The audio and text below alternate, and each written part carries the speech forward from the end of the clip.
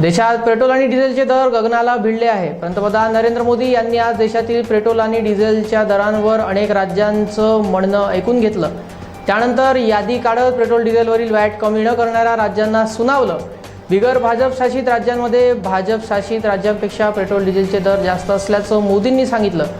यावेळी मोदींनी महाराष्ट्राचाही उल्लेख केला। चलते हुए एक टीम के रूप में हम सब मिलकर काम करें। अब मैं कई विषय हैं, बारीकी में नहीं जा रहा हूं। जैसे फर्टिलाइजर, आज हम तो फर्टिलाइजर पर दुनिया के देशों पर डिपेंडेंट है। कितना बड़ा संकट आया है, लगातार अनेक गुना सब्सिडी बढ़ रही है।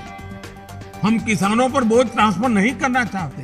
अब ऐसे संकट झेलने पड़ रहे हैं, तब मैं आप सबसे आग्रह करता हूं, प्रार्थना करता हूं कि आप अपने राज्य, अपने पड़ोसी राज्य, सभी देशवासियों के हित में उसकी सर्वोच्च प्राथमिकता दें। मैं एक और उदाहरण देता हूं।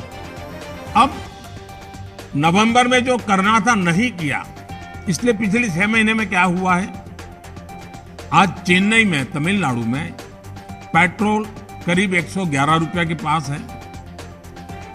जयपुर में 118 से भी ज्यादा है। हैदराबाद में 119 से ज्यादा है। कोलकाता में 115 से ज्यादा है। मुंबई में 120 से ज्यादा है। और जिन्होंने कटौती की, मुंबई के ही बगल में दीव दमन में 102 रुपया है। मुंबई में 120, बगल में दीव दमन में 102 रुपया।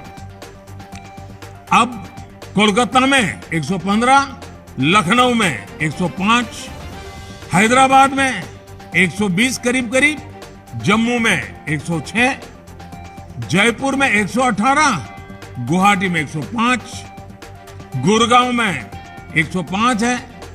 देहरादून, छोटा राज्य हमारा उत्तराखंड, 103 रुपया। मैं आपसे आग्रह करता हूं कि आप 6 महीने भले जो कुछ भी आपका रेवेन्यू बढ़ा आपके राज्य के काम आएगा, लेकिन अब पूरे देश में आप सहयोग कीजिए।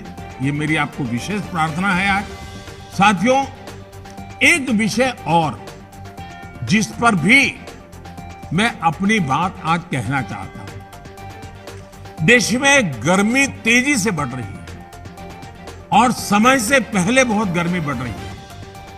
और ऐसे समय में हम अलग अलग स्थानों पर आग की बढ़ती हुई घटनाएं भी देख रहे हैं। जंगलों में, महत्वपूर्ण इमारतों में, अस्पतालों में आग की कई घटनाएं बीते कुछ दिनों में हुई है।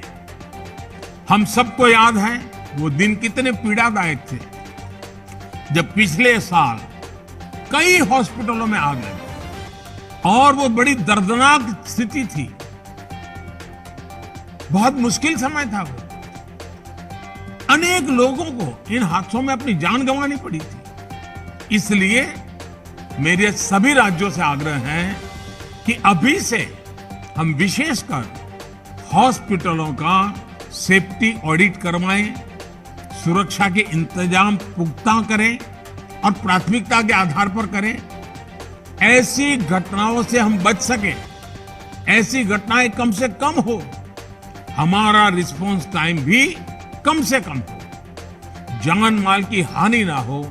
इसके लिए भी मैं आपको आग्रह करूंगा कि आप अपनी टीम को विशेष रूप से इस काम पर लगाइए और बिल्कुल मॉनिटरिंग कीजिए, ताकि देश में कहीं हादसा न हो, हमारे निर्दोष नागरिकों को जान न गंवानी पड़े। साथियों, आप सभी ने समय निकाला, इसके लिए मैं एक बार फिर आप सबका आभार व्यक्त करता हूं। और हमेशा मैं आपके लिए उपलब्ध रहता हूं। कोई भी जरूरी सुझाव आपके होंगे तो मुझे अच्छा लगेगा। मैं फिर एक बार आप सबका बहुत बहुत धन्यवाद करता हूं।